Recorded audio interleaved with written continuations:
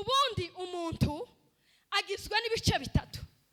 Agizwe n'umubiri uyu nguyu, yarangiza akagirwa n'ubugingo, akagirwa n'umwuka. Ni ukuvuga ngo ni nka kuriya kwa telefone igizwe n'iriya housing. Iriya housing indani ubugingo tubugereranye na bateri, umwuka rero tubugereranye na simukade. Kandi simukade washizemo niyo izifata network. Kuko telefone ubu nyine telefone woyishiramo Airtel, izisoma kwirimo Airtel, woyishiramo Safaricom igasoma Safaricom.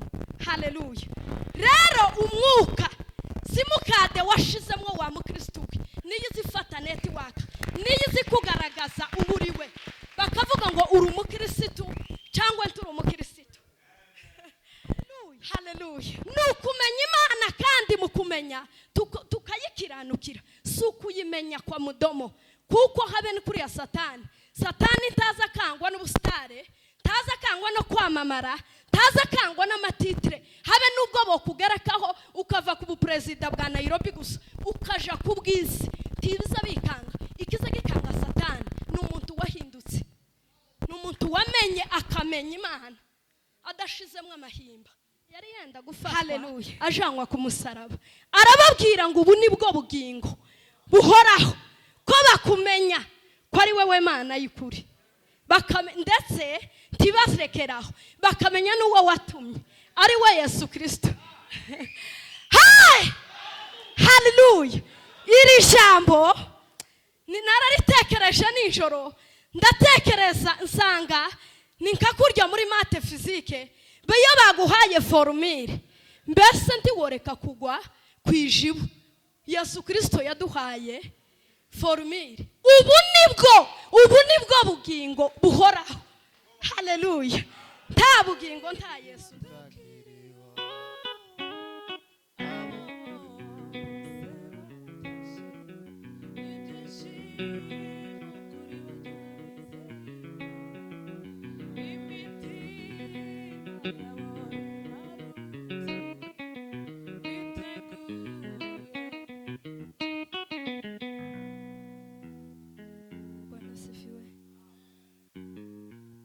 Haleluya.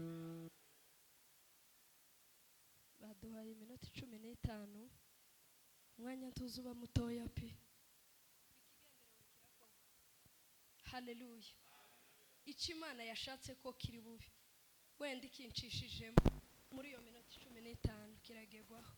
Haleluya. Shimira Imana cyane kuko yaduhaye kuba muri iki gitaramo. Imana ihabwe icubahiro. Shimiye abayobozi baka kane, Imana yo mu ijuru bagirire neza, ibaha umugisha kuba mwatwemereye tugahagarara aha ngaha. Haleluya. Shimiye abatumirwa mwese mwaje, Imana yo mu ijuru ibaha umugisha. Twishimiye kubana na Apotre, cyane umubyeyi wanje, ndamwubaha cyane, barikiwe sana. Haleluya. Reka dusome ijambo ry'Imana. Dusome ni muri Yohana, ubutumwa bwiza bwa Yohana 17 no kuri 3. Haravuga ngo ubu nibwo bugingo buhoraho, ko bakumenya ko ari wewe Mana y'ukuri yonyine, bakamenya n'uwo watumye ari we Yesu Kristo. Haleluya. Nishimiye ngenganye mbabarire kukuvuga mu izina sinza abana bawe, kandi uri perezida wanje mu Kiyumbi. Hari ijambo wavuze rinkora ku mutima, ejo ndiko ndireba kuri YouTube kandi rirantsinda. Wavuze hejuru yo gutabara, numva riramfashije. Duweze Yesu cyubahiro. Haleluya. Amen. Ko ndumva igitaramo cyanzenzemwo, iyo umuntu ataravuga ubutumwa uza wumva niki gisasu baba kikiguhambiriyeho ntiwirekure, ariko turaza kwirekura nyuma. Haleluya. Twasomye ijambo ry'Imana mu butumwa bwiza bwa Yohana. Uyu ni Yohana w'umubatizi, uyu ni Yohana w'intumwa. Haleluya. Kandi usomye mu mateka uyu Yohana yari intumwa, kandi uyu Yohana ngo niwe wapfuye ugukirago wenyine, izindi ntumwa zose zarishwe. Haleluya. Kandi Yohana yanditse ibitabo 5. Yanditse ubutumwa bwiza bwa Yohana, yandika urwandiko rwa mbere n'urwa kabiri n'urwa gatatu, yandika n'ibyahishuwe. Kandi ibyahishuwe baza bavuga ko yabyandikiye ku kagwa ka Patimo, ngo yandikira amatorero 7 yo muri Aziya nto. Yego, uko nuko Yohana mubashe kumufata. Kandi iki gitabo kigira ibice 21. Naho Yohani we ise yitwa Zebedayo, nyina kitwa Salome. Muri mucamake za Yohana nuko. Haleluya. Turavuga topic yacu, turavuga ngo ubu ni bwo bugingo buhoraho, ko bamenye Imana yonyine. Haleluya. Iri jambo ni isengesho Yesu Kristo yasengeye abigishwa be ndetse n'abandi bose ngo bazamwizera. Aha ngo yari yenda gufatwa ajanwa ku musaraba, arababwira ngo ubu ni bwo bugingo buhoraho, ko bakumenya ko ari wewe Mana y'ukuri, ndetse ntibasekeraho, bakamenya n'uwo watumye ari we Yesu Kristo. Hai! Haleluya. Iri jambo nararitekereje nijoro, ndatekereza nsanga ni nkakurya muri mate physique beyo baguhaye formule, mbese ntiworeka kugwa kwijibu. Yesu Kristo yaduhaye formule. Ubu nibwo bugingo buhoraho. Haleluya. Nta bugingo nta Yesu nduti, nta bugingo nta juru. Haleluya. Hazabanza kumenya, wamara kumenya Yesu hakukagira ubugingo, wamara kugira ubugingo. Haleluya. Tukazabona ubwami bw'Imana. Tutamenye, buriya nasanze kutamenya niko ijambo ry'Imana risa rivuga ngo ubwoko bwanje burarimbutse buzize. Hari ijambo nasomye, Nikodemu ngo yaramanutse aja mu ijoro, yagiye mu ijoro ngo aja kubaza Yesu Kristo, ngo aramubwira ngo mwigishwa, bishoboke ko wavuye ku Mana, kuko numvishije ibyo uri kuvuga, ntabwo wobivugishwa gusa n'amagambo. Yesu Kristo aramubwira ngo nukuri ndababwira yuko utarabyaga ubwa kabiri atazabona umwami Imana. Hai! Haleluya. Nukumenya Imana, kandi mukumenya tukayikiranukira, si ukuyimenya kwa mudomo, kuko habe ni kuri ya Satani. Satani ntaza kangwa n'ubusitare, ntaza kangwa no kwamamara, ntaza kangwa n'amatitire, habe nubwo bokugerekaho ukava ku buperezida bwa Nairobi gusa ukaja ku bwizi, tibiza bikanga. Ikiza gikanga Satani n'umuntu wahindutse, n'umuntu wamenye akamenya Imana adashizemwe amahimba. Haleluya. Hai! Ubugingo, ubu nibwo bugingo. Ubugingo niki? Ubugingo, hari ijambo natekereje kuri iri jambo, ngo ndangize ntekereza ubugingo. Tekereza ririya jambo baza bavuga ngo upfa yumva, niwe uzazuka yumva, kubera ko yapfanye ubugingo. Haleluya. Ubundi umuntu agizwe n'ibice 3. Agizwe n'umubiri uyu nguyu, yarangiza akagirwa n'ubugingo, akagirwa n'umwuka. Nukuvuga ngo ni nkakuriya kwa telefone igizwe n'iriya housing. Iriya housing indani ubugingo tubugereranye na bateri, umwuka rero tubugereranye na simukade, kandi simukade washizemo niyo zifata network. Kuko telefone ubu nyine telefone woyishiramo Airtel, izisoma kwirimo Airtel, wayishiramo Safaricom igasoma Safaricom. Haleluya.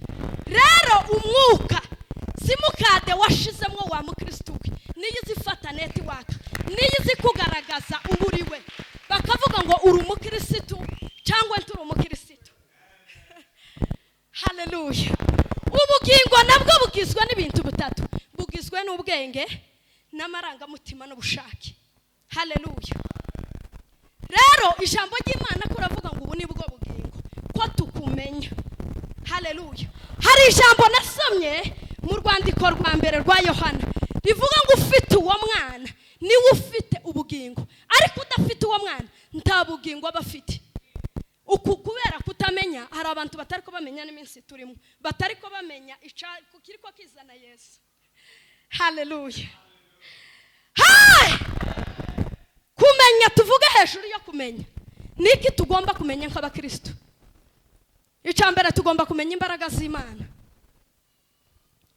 Ukamenya abantu kubera kutamenya imbaraga z'Imana zitubamo turimo kuzihungana. Wabona umukecuru w'umunyamurenge gusa witambukiye yigendeye Soweto kimwe nawe ayaza cahukaza ukatahariye kubera kutamenya imbaraga z'Imana ziturimo.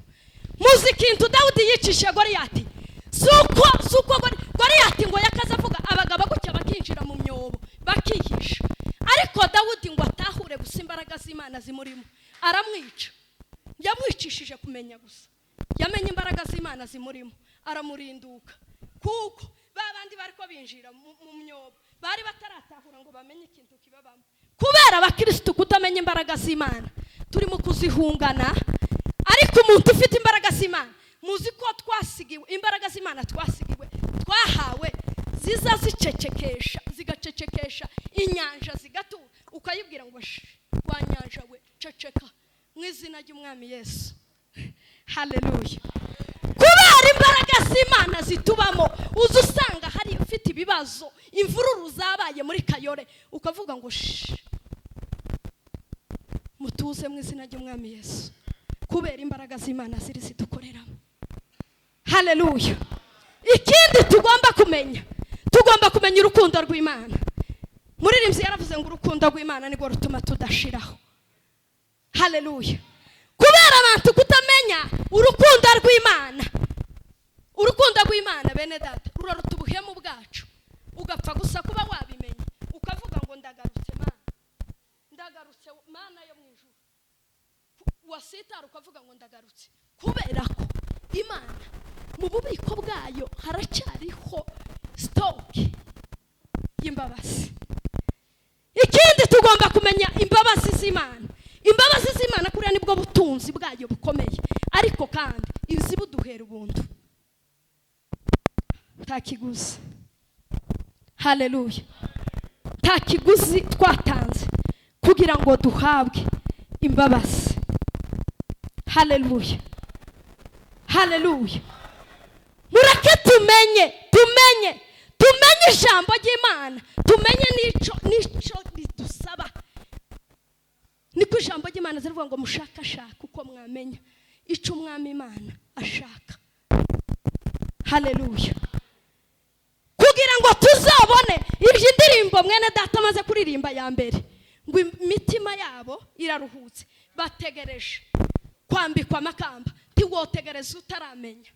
Muririmbyi yaravuze ngo tuzataramana n'abera bose banesheje iyi si, tiwotarama utaramenye. Haleluya. Ejo bundi naratekereje ndavuga ngo ese ni ukubera iki ninshake mpere mu bwoko bwacu ko abavuga butumwa biyongereye benshi, abaririmbyi bakaba benshi, kandi bakavuga ubutumwa bakavuga ibintu, ariko ni ukubera iki turi mu kuguma gusubira inyuma? Mare ndabitekereza ndavuga ati se twamenye nabi zagenze gute? Titwotaramana n'abera bose, titwozobona bakabuye tutaramenye ngo dukurikize ijambo ry'Imana rivuga. Haleluya. Abagiye kumushingura Imana yo mwijuru baho umugisha. Ejo bundi nibwo twavuye Bugande na ba pasiteri tumusigari muzima, twabanye mu giterane bene kugikomeye, ariko ejo bundi twumva ngo akabuye yararangije. Titwotaramana n'abera bose tutaramenye, kuko kumenya niko kuza kutuzanira ubugingo, tukabasha guhabwa ubugingo. Haleluya. Mureke tumenye mw'abakristo, tumenye icyo ijambo ry'Imana ridushakaho, tumenye ikigenderewe. Haleluya. Mureke tumenye ijambo ry'Imana, ijambo ry'Imana riganze muri mwe. Amen.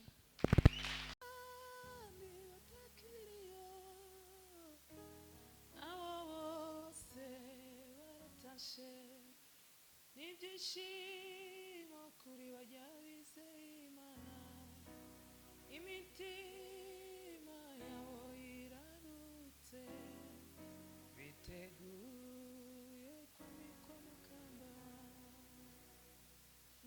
twebwe turiyonora hari abandi batakiriho abo bose batashe ibyishimo kuri barya bizeye imitima biteguye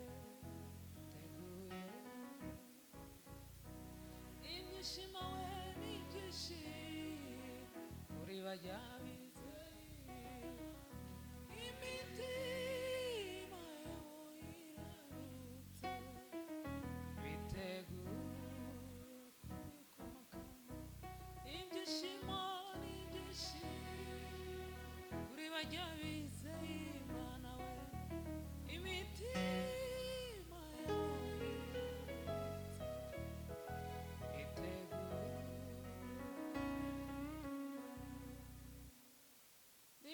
n'ibyishimo kuri barya bizeye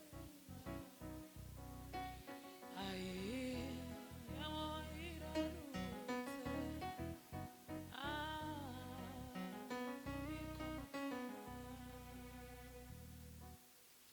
imisozi itararenga isi itarabunga uherekere kose uruko wahoze uherekere kose uruko wahoze mana wadutabaraga mu minsi ya kera ayi nanone uzaturengera tugeze ku gupfa we nanone uzaturengere tugeze ku gupfa umuyaga w'ishuhe urawuturinda uzatubera udashirika uzatubera udashirika kera bakwiringira ayi mu mahoro tugufite aleluya ayi tugufite mana we